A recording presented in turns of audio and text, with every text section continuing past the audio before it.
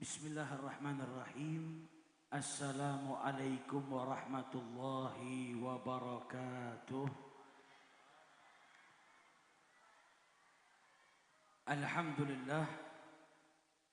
Alhamdulillahilladzi hadana lihada wa ma kunna linahtadiya laula an hadanallah. Subhanaka la ilma lana illa ma 'allamtana innaka antal alimul hakim. Rabbi syrah li sadri wa yassir li amri wahlul 'uqdatam min lisani yafqahu qawli. Allahumma shalli wa sallim ala sayyidina Muhammad. Allahumma shalli wa sallim ala sayyidina Muhammad. Allahumma shalli wa sallim ala sayyidina Muhammad.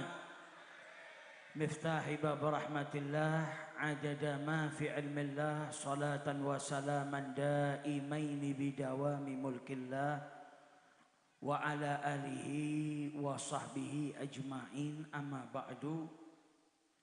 Hadratul muhtaramin, para alim, para ulama, para habaib, para kiai, para asatid, segenap pejabat pemerintahan baik sipil TNI maupun Polri, hadirin wal hadirat yang dimuliakan oleh Allah Subhanahu wa taala.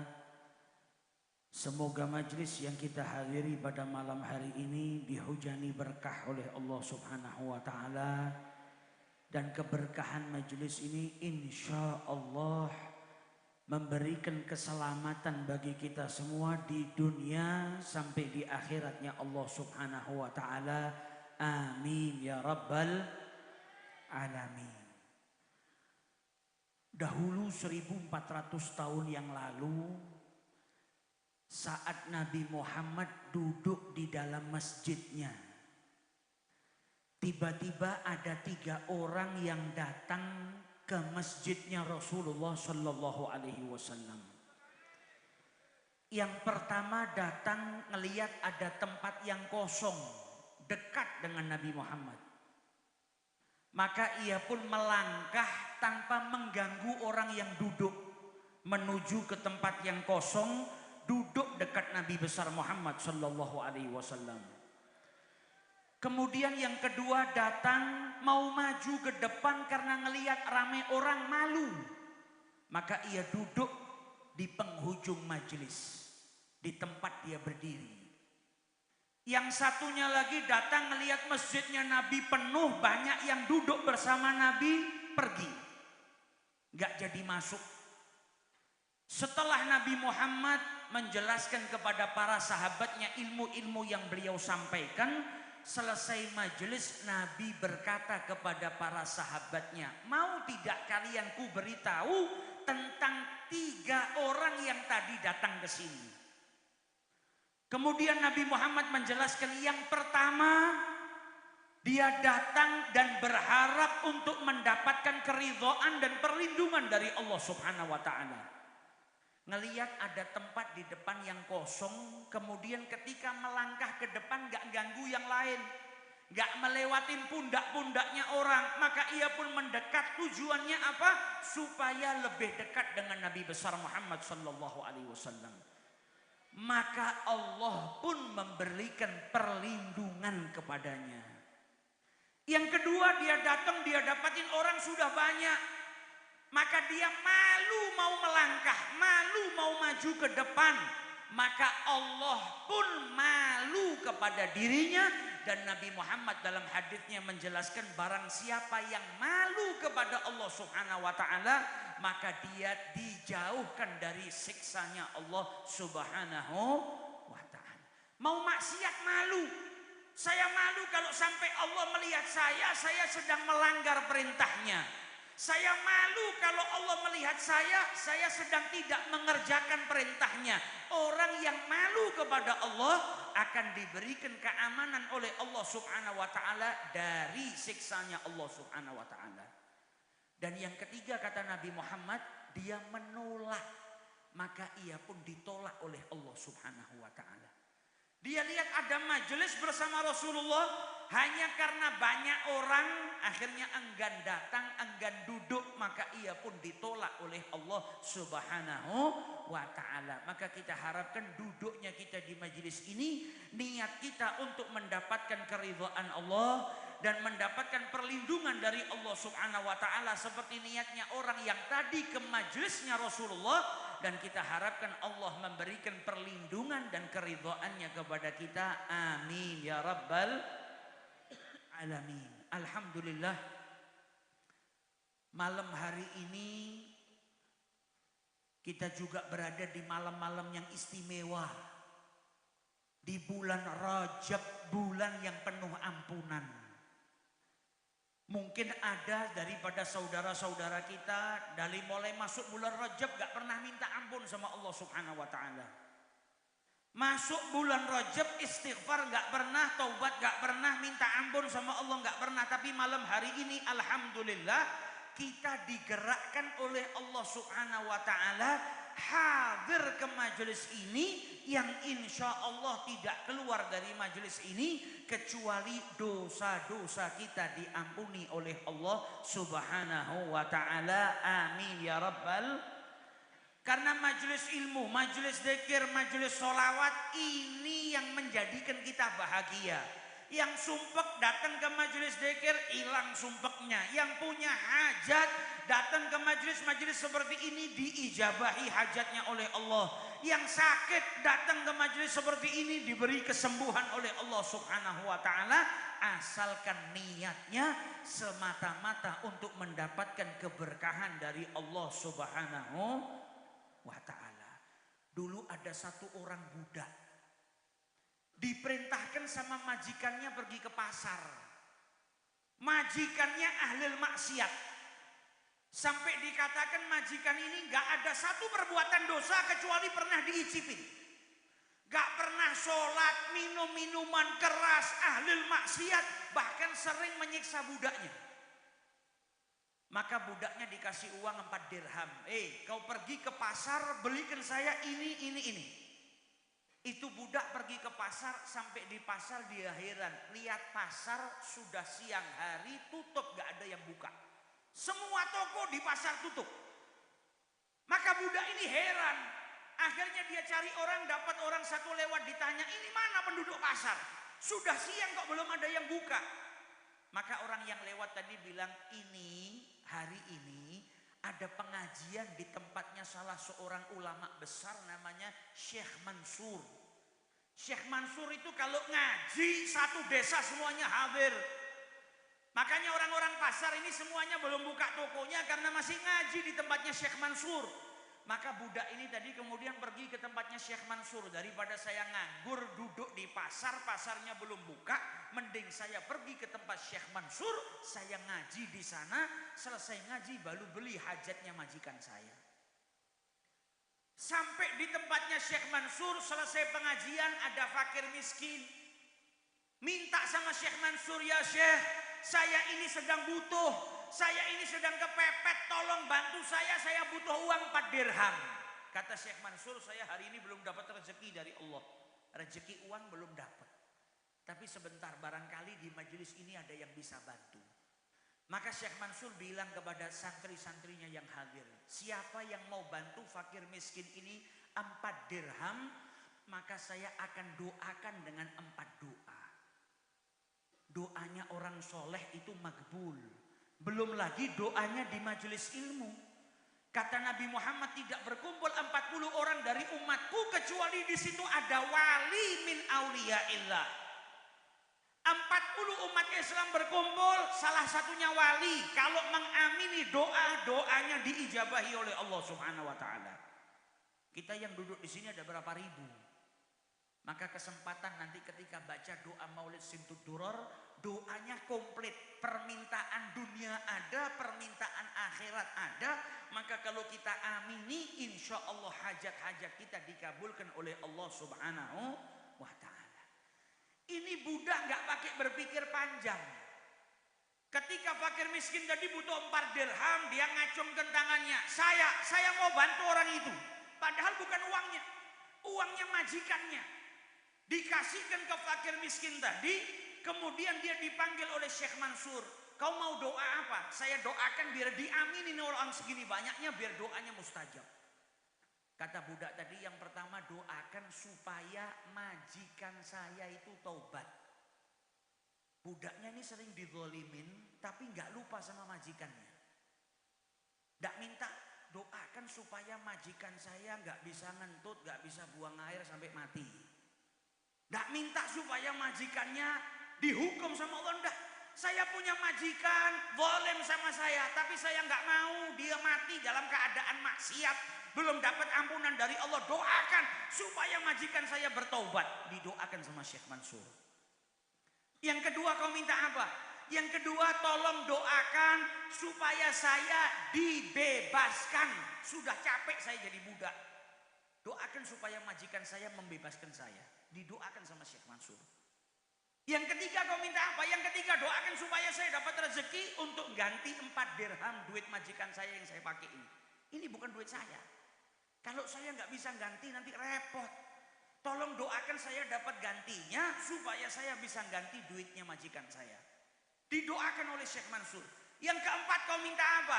Yang keempat, doakan semoga saya diampuni oleh Allah, Anda juga diampuni oleh Allah, majikan saya diampuni oleh Allah, dan yang hadir di sini semuanya diampuni oleh Allah Subhanahu wa taala.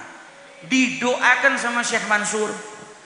Pulang ke tempat majikannya ndak bawa barang. Padahal dia disuruh ke pasar beli sesuatu, pulang tangan kosong.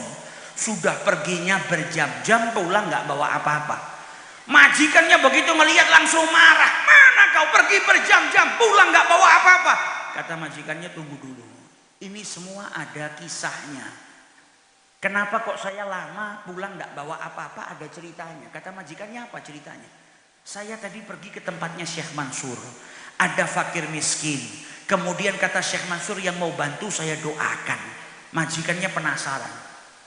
Majikannya ini ahli maksiat. Sama budaknya jahat. Tapi tiba-tiba dia penasaran. Kau minta doa apa sama Syekh Mansur? Saya minta doa yang pertama supaya Anda mau bertobat, minta ampun sama Allah. Padahal ini majikan sering dinasihatin orang, gak pernah gubris.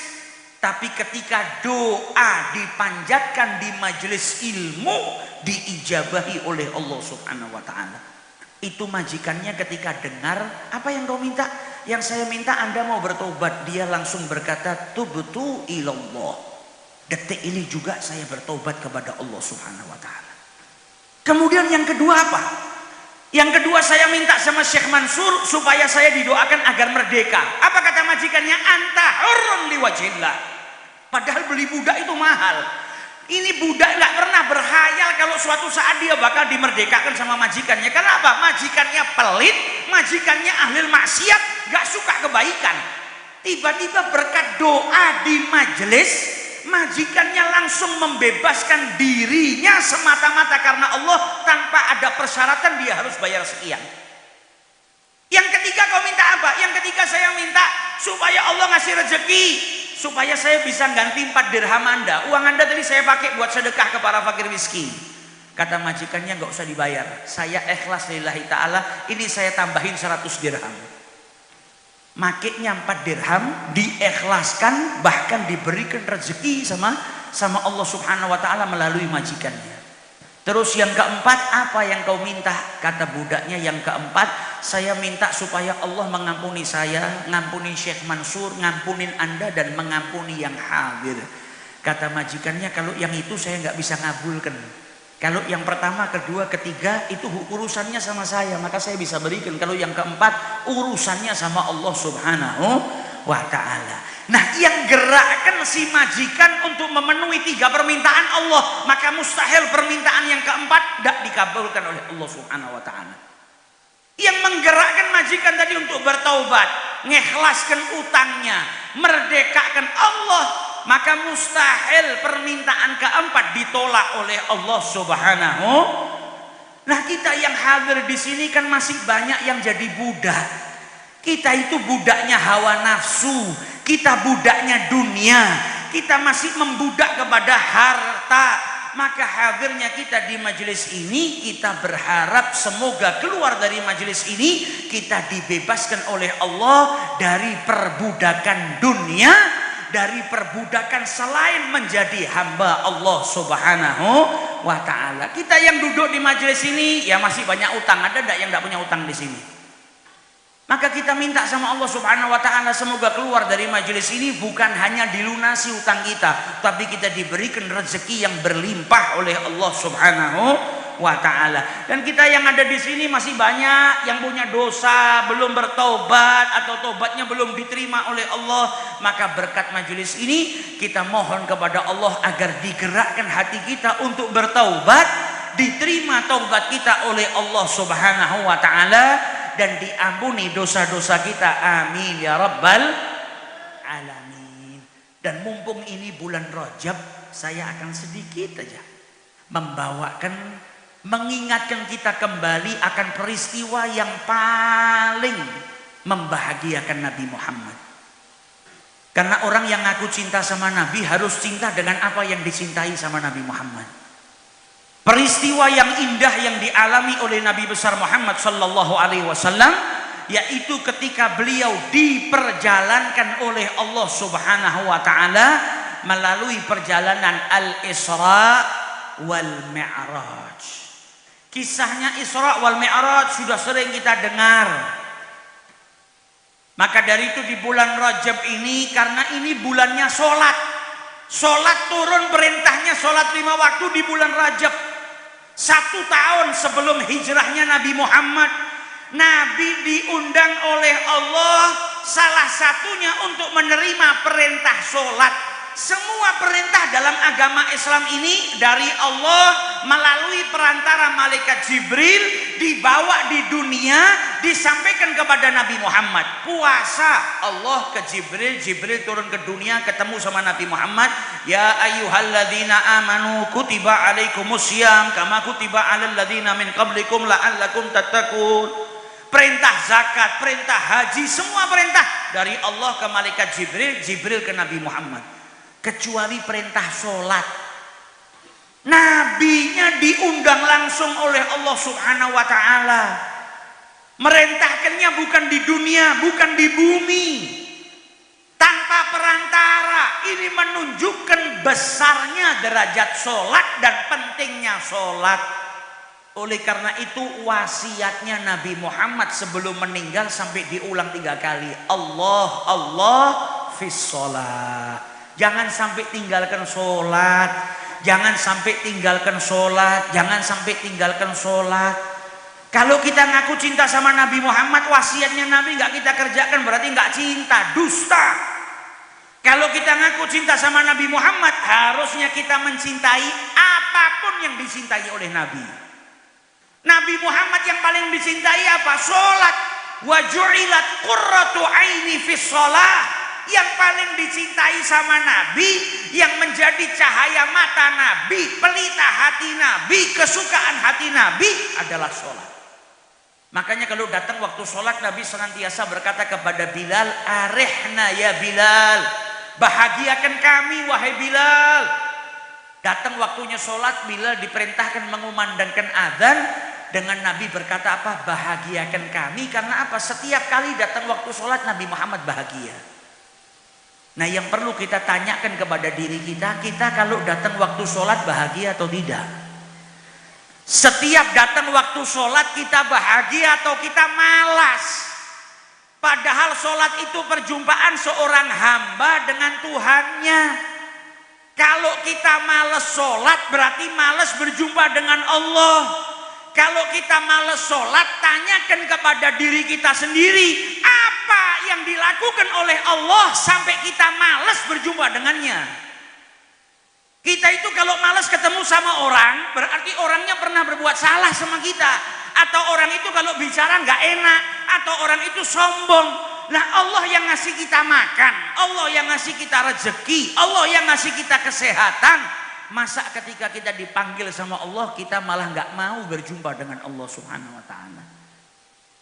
Maka kita jalankan bulan Rajab ini, jadikan penyemangat kita untuk mengerjakan wasiatnya Nabi besar Muhammad sallallahu alaihi wasallam. Para kekasih Allah yang mereka sukain apa? Sholat. Sayyidina Umar ibnul Khattab itu ketika menjadi imam, beliau sebagai khalifah jadi imam sholat. Sholat subuh tiba-tiba ada musuh namanya Abu Lu'lu'ah al-Majusi datang bunuh Sayyidina Umar, nusuk Sayyidina Umar, dan beliau sedang saat itu jadi imam. Ditusuk sama Abu Lu'lu'ah sampai Sayyidina Umar jatuh pingsan, digantikan Abdurrahman ibnu Auf yang menjadi imam. Digotong Sayyidina Umar ke rumahnya, ditusuk 3 kali.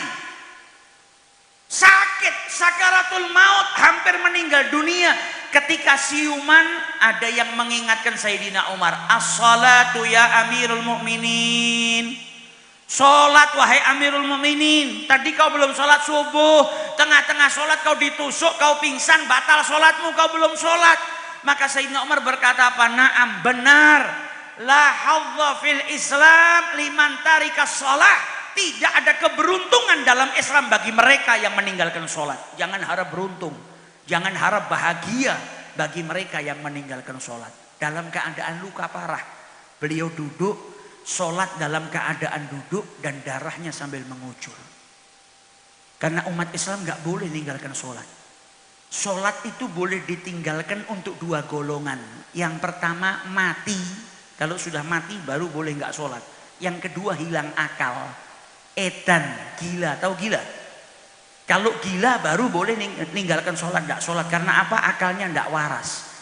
Berarti hari ini kita tanamkan kepada diri kita sendiri. Kalau ada orang masih hidup belum mati tidak sholat, berarti dia gila. Karena yang boleh meninggalkan sholat hanya orang gila. Selagi kita waras maka tidak diperbolehkan kita meninggalkan sholat. Kalau seandainya sholat itu boleh ditinggalkan, maka orang-orang yang saat itu perang di zamannya Rasulullah sudah meninggalkan. Tapi di peperangan turun firman Allah Subhanahu wa taala mengajarkan kepada para sahabatnya Nabi sholatul khauf. Bahkan orang yang sakit dalam Islam, kau nggak bisa sholat berdiri, duduk. Kau nggak bisa duduk, berbaring. Kau nggak bisa berbaring, terlentang. Ketika kau nggak bisa berpindah-pindah dalam pergerakan sholat, maka isyaratkan dengan kepalamu. Kalau kepalamu sakit, kau nggak bisa mengangguk-nganggukkan kepalamu untuk merubah perpindahan sholat, maka dengan matamu, kedipan matamu. Nggak ada alasan untuk meninggalkan sholat. Maka jadikan bulan Rajab ini bulan yang memicu semangat kita kembali untuk apa? Mendekatkan diri kepada Allah melalui sholat. Sholat itu dikasih nama sholah, diambil dari kalimat silah yang artinya apa? Penghubung.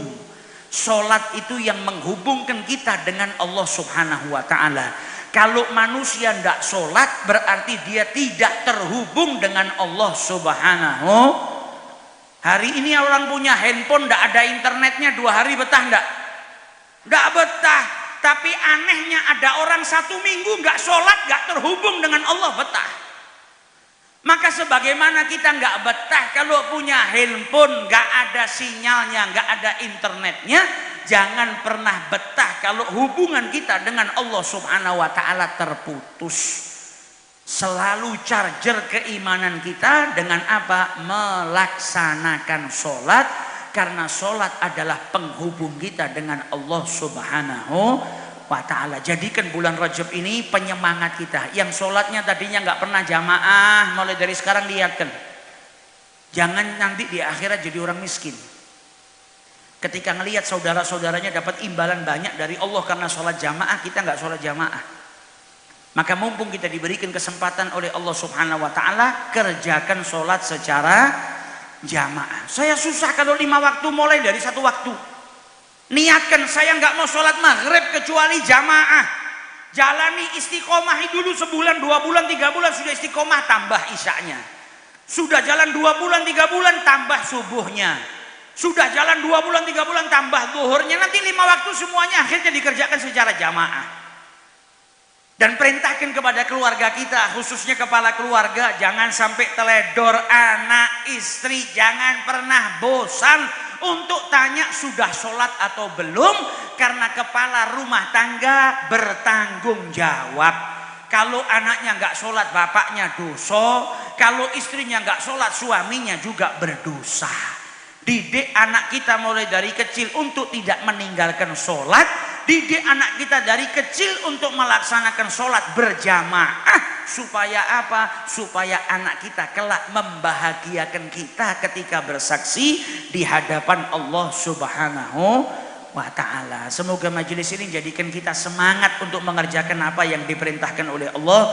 Berkahnya bulan Rajab, berkahnya maulid Nabi, berkahnya sholawat, menjadikan kita orang yang senantiasa diberikan taufik dan hidayah oleh Allah Subhanahu wa ta'ala, mengerjakan sholat 5 waktu dalam keadaan khusyuk dan berjamaah. Dan semoga kita dijauhkan daripada tarkis salah.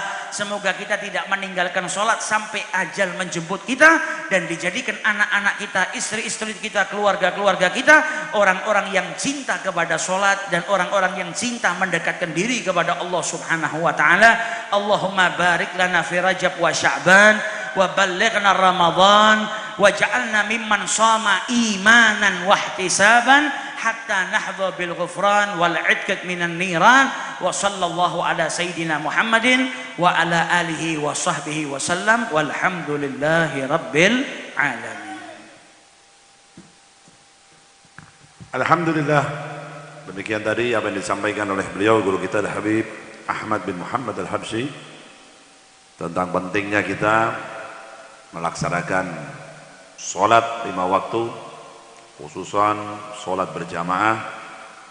Monggo